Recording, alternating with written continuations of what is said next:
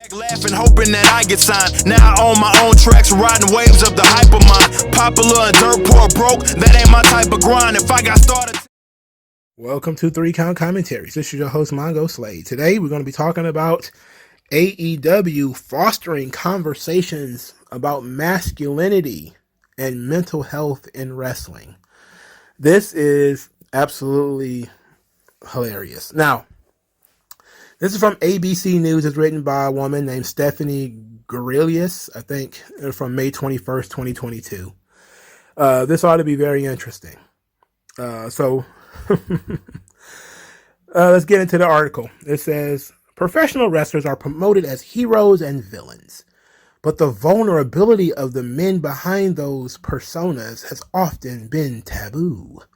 The upstart All Elite Wrestling, a wrestling organization founded in 2019, is normalizing conversations about masculinity and mental health in a field where these issues have not regularly been discussed. And AEW owner and CEO Tony Khan is encouraging the wrestlers to be candid about their experiences. The wrestlers aren't just taxing their bodies by grappling in the ring. Some of these athletes battle substance abuse and mental health struggles. Jonathan Good, one of AEW's top performers as Jon Moxley, entered rehab in November 2021. He addressed the crowd with a promo upon his return in January. Jesse Goulemet, who performs under the ring name The Blade, wrote about struggling with depression, anxiety, and confidence issues in an Instagram post last year. I think having a fun place to work where, we create, like an environment where we really do care about the people here, Khan told ABC News. We try to show it and make the locker rooms here places where people aren't going to dread coming in, and quite the opposite, where hopefully they look forward to seeing the other people that, you get in the ring and fight.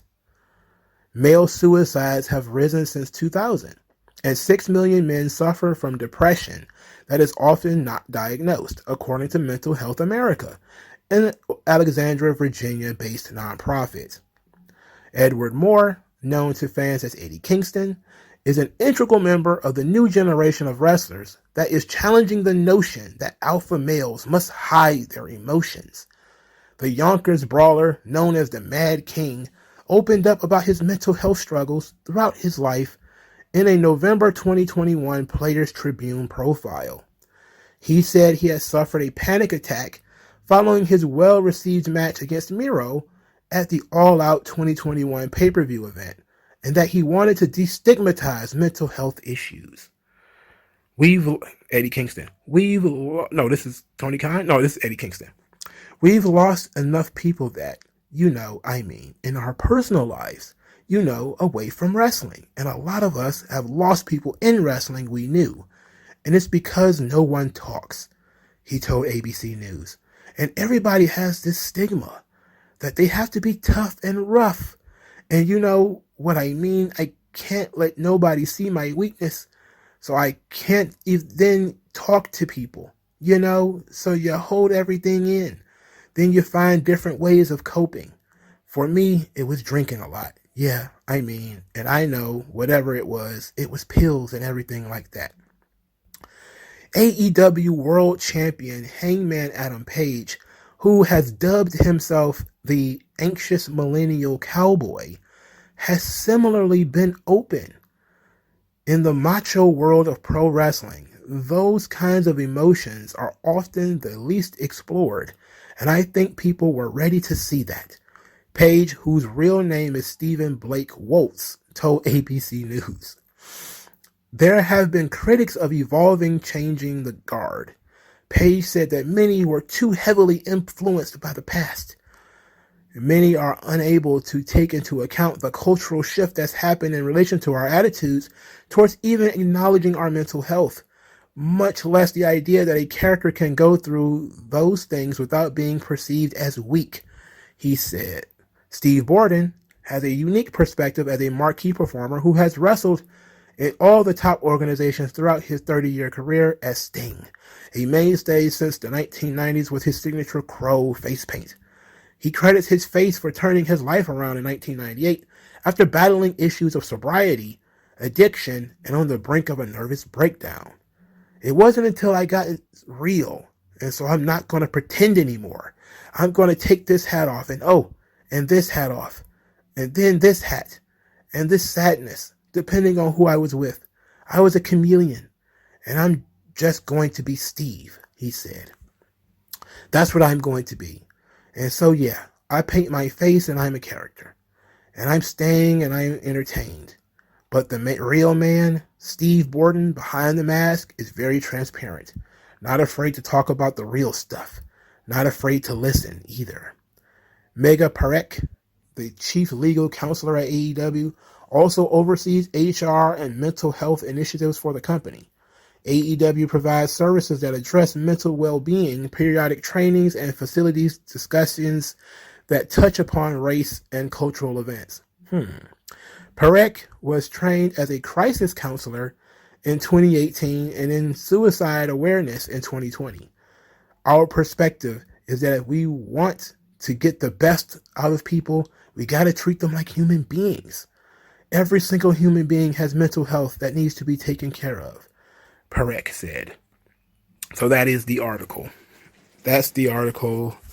They're trying to turn this stuff into a virtue. Now, a lot of people have, asked me, what is my thoughts on the red pill? And I think this is one of the things that feminism has brought to the world, is that men are human beings, and as we are human beings, not just human doings, but that we have emotions, that men need to be more emotional. You need to open up more. You need to talk more. You need to do more. But how many of these people are actually interested in this? Now, I have a book. It's called The Hazards of Being Male, Surviving the Myth of Masculine Privilege. I have it in my hand. I'm going to read some passages from this book. The book was written by Herb Goldberg, right? All right, so let's read some passages. It says, many men who come for psychotherapy in the midst of a painful crisis are really individuals who have fallen under the weight of what I feel is basically a male emotional dilemma.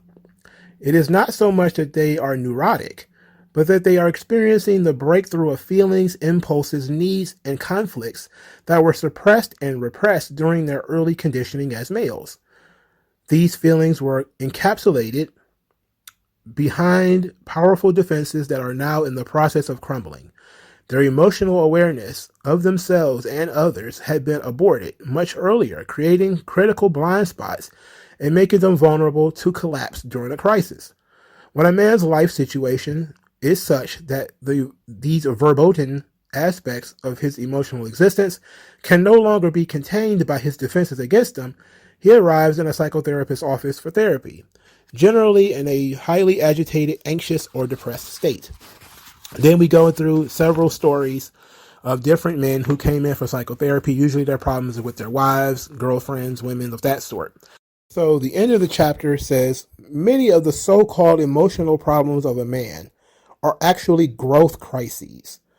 They are cracks in his defenses created by the persistent pressure of his underlying emotional core. These defenses prevent him from seeing himself or others as total people. He frequently breaks down at a period in life where the prospects of real change are frightening, for he already has invested too heavily in his illusions to be open to growth and change. The thrust of the help he often gets from relatives and well-meaning friends is that of the Band-Aid variety. He will be encouraged to overcome or control his symptoms, or in patchwork style to put back the pieces as close to the way they were as before as possible. Instead of learning to understand the symptoms as representing an inner demand for a new emotional totality, the male in our culture must be coached to listen respectively to these crises as signals the beginning of a rebirth into full personhood. He should be taught to celebrate his crisis for the important truths that they are revealing and the reawakening which they portend. So what we learn from this is that sometimes guys are having a crisis, usually due to their previous defenses not really working. Now, what this means is that, and you can tell that this book was also written a little bit from a feminist perspective, because it says that, most of the time these guys are suffering under preconceived notions that was given to them, the Disneyfication of life. Guys who believe that, a man should always save a woman. He have what they call the heroic bind, that he's always supposed to self-sacrifice for women, that he's also supposed to put himself second in a relationship, that, he should never confront a woman if she does something wrong. All these different things.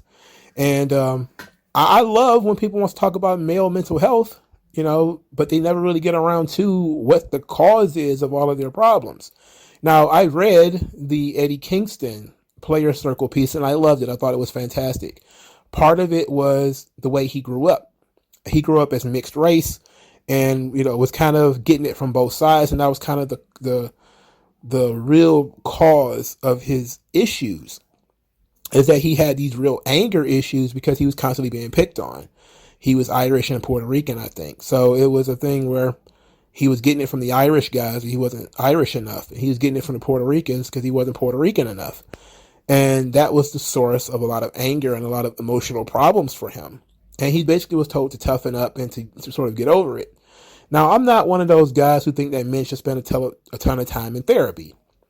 But I do think that people are taught, or people don't appreciate fully, how things that took place in your life affect you when you are older. And when you see somebody like a Eddie Kingston, he says like he has these mood swings and he has these drugs and alcohol problems. And it's because he becomes used to dealing with the things that he deals with. And even though he said in the Player Circle article that he would fight all the time, and that was part of the way he dealt with it, was through violence. That, eventually violence has consequences. If you maintain that sort of attitude, then when you get older, you get arrested and, you go to jail.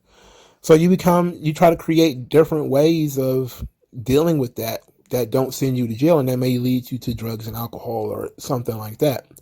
It also may lead you to be extra sensitive about, certain jokes or certain attitudes towards certain people and different things like this. So I applaud them for this, but I don't like it. I don't think it works in wrestling. Now, like I said, I take men's mental health very seriously. I really do. But I think that pro wrestling is a thing where, do we really care if you're an anxious guy, if you have anxiety issues? I mean, how can we trust that you are a credible world champion if you're, the kind of guy who crumbles under pressure? Like we know guys like Michael Jordan or Kobe Bryant or somebody like that, Tom Brady, that they are under a tremendous amount of pressure, to succeed, to perform, to bring home the championship. There's a lot of eyes on them. There's a lot of people watching them. There's millions of dollars on them, from the NBA to Nike to Reebok and all these other companies that are, hundreds of billions of dollars are on the line. Yes, we get it. We understand that it's very, very difficult for people who are under those types of situations to cope. And sometimes they do things, they break out. Sometimes they break down. And that's all fine and dandy. But if they do break down, what do we say? We call them choke artists. If you're a kind of guy who's like a Willie Beeman, and every time, the pressure is on, you need to throw up, and that gets out, you will be mocked for it, because at some point you're supposed to get some help. You're supposed to take care of yourself. You have to, that's not going to change the pressure. People aren't going to take the pressure off. The only way to take the pressure off is to not get in that situation in the beginning. And as a world champion, we're supposed to believe that you're the kind of guy who can handle pressure, because only the kind of guy who can handle pressure will become world champion.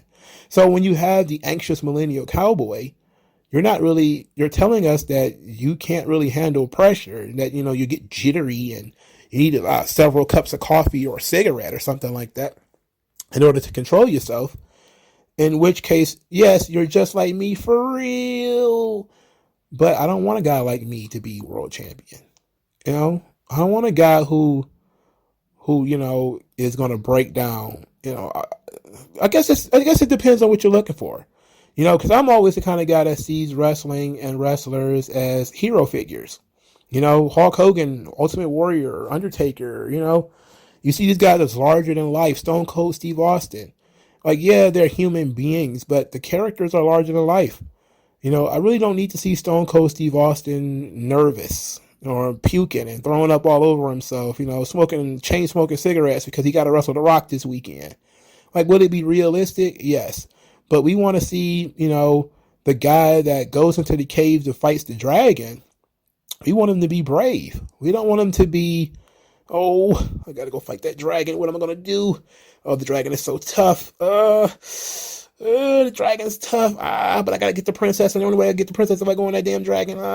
It's like, sure, that might be realistic. But there's reasons why we don't utilize that sort of stuff in our storytelling. Because in our stories, we want the hero to be a better version of us. This is why we used to have the heroes as gods or superhumans, something that is more than what we are. Because yes, we do crack under pressure. Yes, we do get anxious. Yes, we do get the bubble guts in tough situations. And yes, we don't know how to handle certain things like, our children growing up and, having an empty nest or, being married for the first time and not being able to chase that hot new chick you see or, having more responsibility and, how to handle that responsibility, living alone, being lonely, all those type of things. Yes, those things are very difficult to deal with, but it doesn't make good fodder for pro wrestling. It doesn't, and while I give kudos to AEW for, using that Players Tribune, platform to really, break down the person that's underneath the wrestler, I think the wrestler themselves has a persona that needs to be bigger than life. It needs to be different from them. Like Razor Ramon is very different from Scott Hall. Scott Hall shot a man and killed him, but you wouldn't have known that watching Razor Ramon. He has none of the confidence issues that Scott Hall has. He's slick talking. He's, yes, he had that, the accent and everything, but he was a completely different person. And you can see that Razor Ramon would have handled, shooting that guy different than Scott Hall would have. And Scott Hall is a human being. Razor Ramon is a fictional character. So yeah, Razor Ramon would have handled that situation so much differently. He'd be like, too bad, Chico. It's either you or me, man. But Scott Hall is like, oh shit, I can't. Yeah, it was either him or me, but this is still a fucked up situation. And it's, replaying in his head over and over again. And it's tough. And he's drinking a lot and he's doing pills and all this kind of stuff. And yeah, we get that. But when I'm watching TV, I'm kind of interested more in Razor Ramon.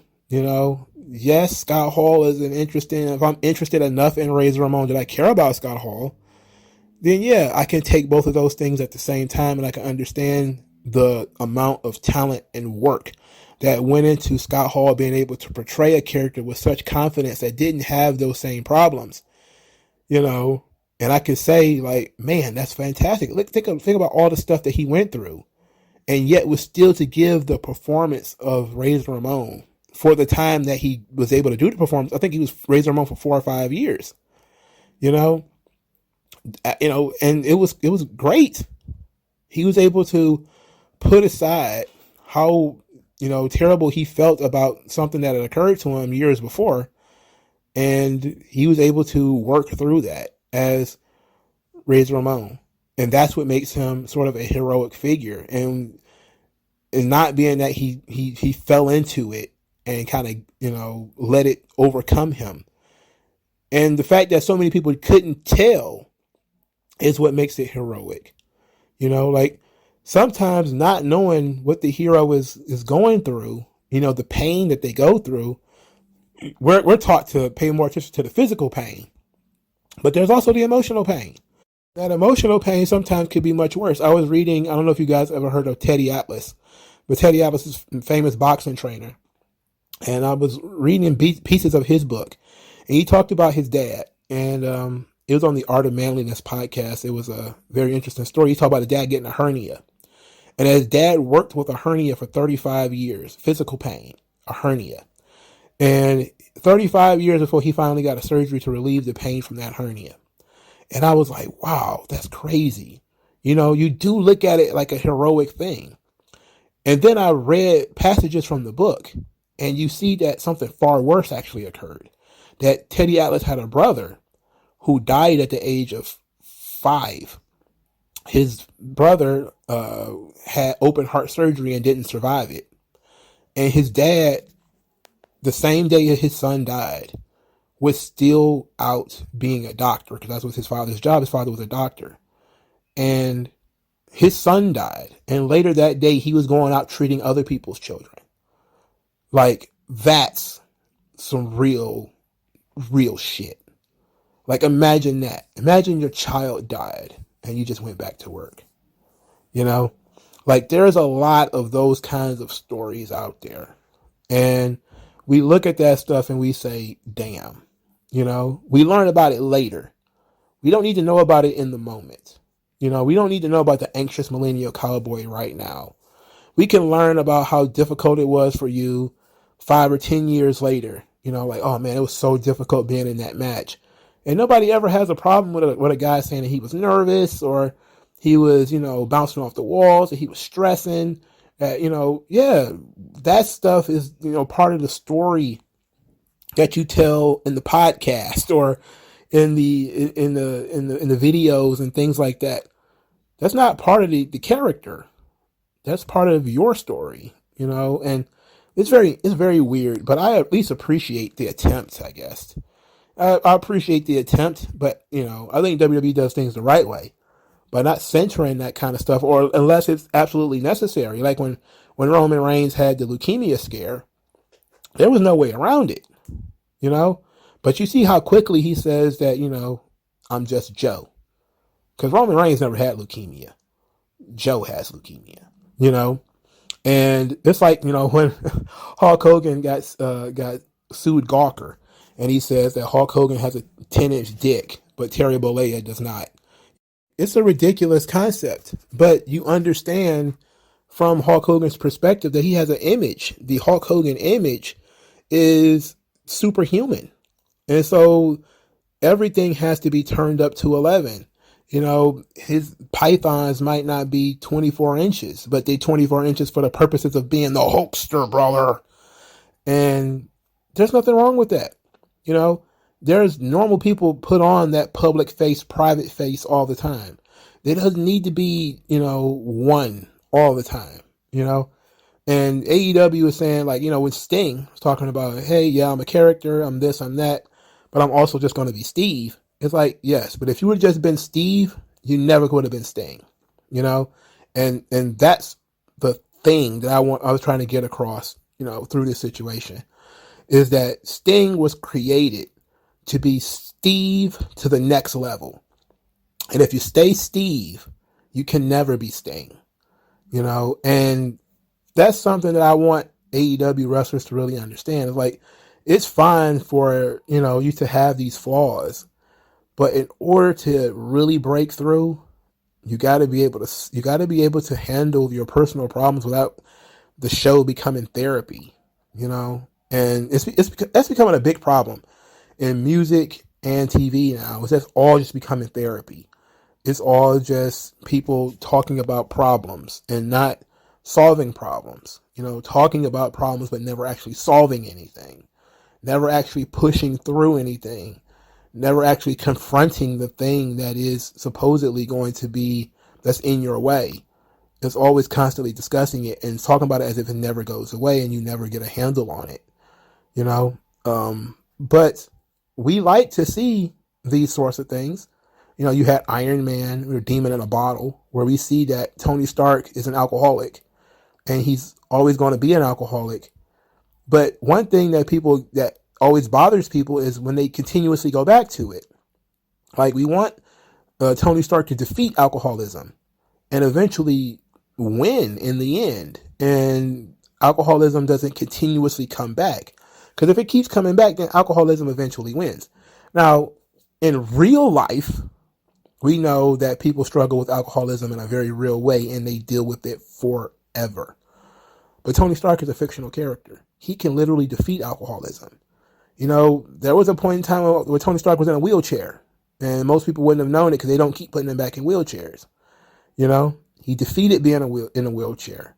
These guys come back from death. That's what makes them heroes, superheroes. It makes them superhuman. And that's what makes people look up to them. And wrestlers can have that same ability sometimes, you know, but I don't know. It's up to you. Like, what do you guys think? Let me know what you guys think in the comment section below. Like, share, and subscribe, and I'll talk to you guys later. MagMongoSlade. Best house I ever drew, Daddy.